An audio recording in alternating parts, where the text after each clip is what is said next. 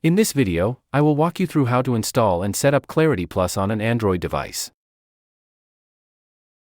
Start by opening the Google Play Store. Tap the magnifying glass icon at the bottom of the screen. In the search bar at the top, type Clarity. That's spelled CLAIRITY. Look for the app titled Clarity Plus by Acuity brands.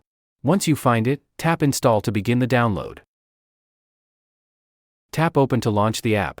You'll be prompted with a few permission requests. The application will ask to allow Clarity Plus to access this device's location. Tap while using the app.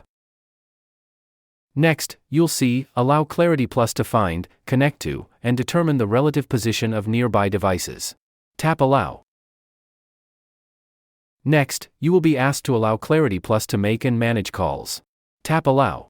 After granting permissions, you will be taken to the app's main interface, where you'll see 4 modules: Sensor Switch Air, Nlight Wired, Nlight Air, and Self-Testing Automated Reporting. Clarity Plus is now ready to use on your Android device. Thank you for watching.